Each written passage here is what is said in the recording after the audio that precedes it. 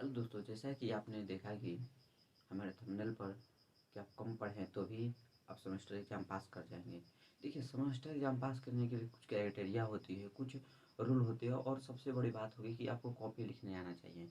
अगर आपको कॉपी लिखने आता है तो आप समझिए कि आप सेमेस्टर एग्ज़ाम पास कर रहे हैं। एक जो रूल होता है, एक नियम होता है कि कॉपी कैसे लिखी जाती है और किस क्रम वाइज लिखी जाती है। अगर आप उस चीज़ को जान जाते हैं तो आप निश्चित तौर पर है कि आप सेमेस्टर एग्ज़ाम पास कर जाएंगे। सेमेस्टर कोई बहुत बहुत बड़ी चीज़ नहीं होती है। यह एक समझने का फेर होता है। अगर आप उसको समझिए और सही डायरेक्शन में आप उसको उसे आंसर दीजिएगा तो आप बेझिझक 100% आप पास हो जाइएगा। इसमें कोई दो राय नहीं है। और मैं ये हवा हवाई फेंकी हुई बात नहीं है, ये मैं भी इम्प्लीमेंट किया हूँ और मेरे दोस्त हैं उनको भी बताया हूँ। तो उनको भी क्या हुई, ये बहुत सारी बेनिफिट हुई है। जो बच्चा लगातार 2-3 सेमेस्टर से फेल हो रहा था, मैंने भी उसे ये क्राइटेरिया बताया तो वो भी पास हो गया।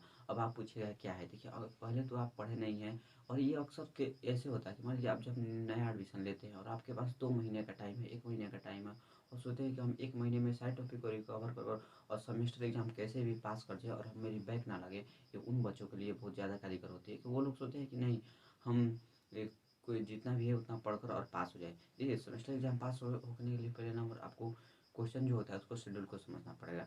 वो ऐसे, अगर मान लीजिए कोई क्वेश्चन है 1 नंबर, 2 नंबर, 3 नंबर, 4 नंबर, ऐसे लगातार 20 क्वेश्चन या फिर सेशन ए बी सी कर है। तो अगर आप क्वेश्चन सेशन ए का पहला लिख रहे हैं तो फिर आप सेशन सी का दूसरा मत लिखिए।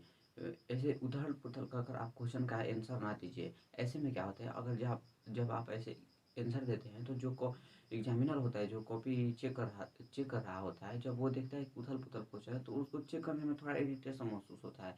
तो वो क्या करता है, आपको जैसे मन तैसे नंबर देता है। अगर आप इसी को ठीक उल्टा कर लीजिए, अगर आप इस क्वेश्चन को थोड़ा एक क्रम वाइज सजा कर लिखते हैं तो आपको शायद हो सकता है कि आपको ज़्यादा वो प्रेफ़रेंस दे दे और अच्छा मार्क्स के चांसेस हो। सबसे बहुत बड़ी बात ये होती है कि जो भी आपको क्वेश्चन दिया जा रहा है, आप यथासंभव अपनी शब्द सीमा में उतरते। और हाँ, जो टॉपिक मान लीजिए आप 1 महीने में और आपको अच्छे से तैयारी नहीं है, आपको जो टॉपिक है उसके रिलेटेड जो भी है आप उसको मेन लिखिए। हो सके तो आप हेडलाइनिंग डालकर आंसर दीजिए। वो इसलिए कि हेडलाइनिंग जब भी देते हैं तो जितने भी जो टीचर लोग कॉपी चेक करते हैं तो हेडलाइनिंग पर भी नंबर मिल जाती है। तो आप यथासंभव हो सके कि आप हेडलाइनिंग देकर ही आंसर दें और हेडलाइनिंग बाय हेडलाइनिंग दे, टॉपिक बाय टॉपिक हर एक क्वेश्चन का आंसर दे। इससे क्या होता है, अगर आप टॉपिक बाय टॉपिक देते हैं तो उससे आपको एक ज़्यादा बेनिफिट और इम्प्रेशन अच्छा जाता है, जिसे लगता है कि नहीं, लड़का मेन मेन पॉइंट लिखा है। उससे भी आपको बहुत ज़्यादा प्रेफरेंस मिलती है। और मेरा सजेशन यही है कि जिस क्वेश्चन को आप अच्छे से जानते हैं या फिर उसके बारे में थोड़ा बहुत भी नॉलेज हो तो उसको आप एक सजा कर एक क्रम वाइज लिखिए।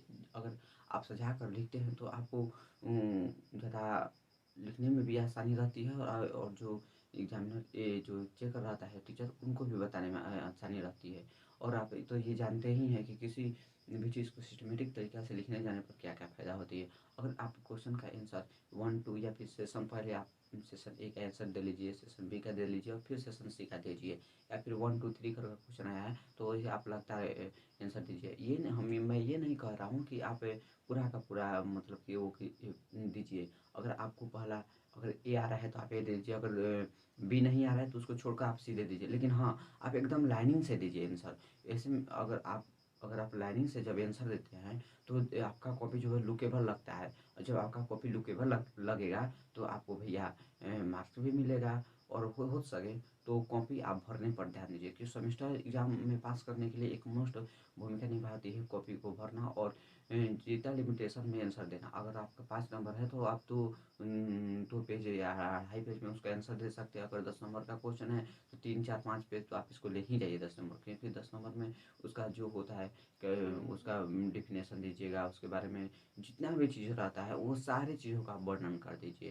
ताकि आपका कॉपी लंबा जाए। और एक सिस्टमेटिक तरीके से अगर आप ये करिएगा तो आप फिक्स है कि आप सेमेस्टर में 100 नहीं 110% आपको बैक नहीं लगेगा। लेकिन हाँ, आप पूरा का पूरा क्वेश्चन अटेम्प्ट कीजिए। वो जो क्वेश्चन पूछ रहा है उसके रिलेटेड आंसर दीजिए। ऐसा नहीं कि पूछ रहा है कुछ और बता रहे हैं कुछ और। अगर ऐसे करिएगा तो आपको मार्क्स नहीं दिया जाएगा। आप उसके रिलेटेड पूरा का पूरा क्वेश्चन को अटेम्प्ट कीजिए। अगर आप पूरा का पूरा क्वेश्चन अटेम्प्ट करते हैं तो ये मेरा मानना है 110% चांसेस है कि आपको सेमेस्टर में बैक का सामना नहीं करना पड़ेगा, लेकिन हाँ, आपको पूरा का पूरा क्वेश्चन अटेम्प्ट करना है। और हाँ, अपने राइटिंग पर भी, और जो जैसे आप आंसर दे रहे हैं तो उसको थोड़ा सा मेंटेन कर कर आप चलिएगा, तो आपको बहुत ज़्यादा बेनिफिट होगा।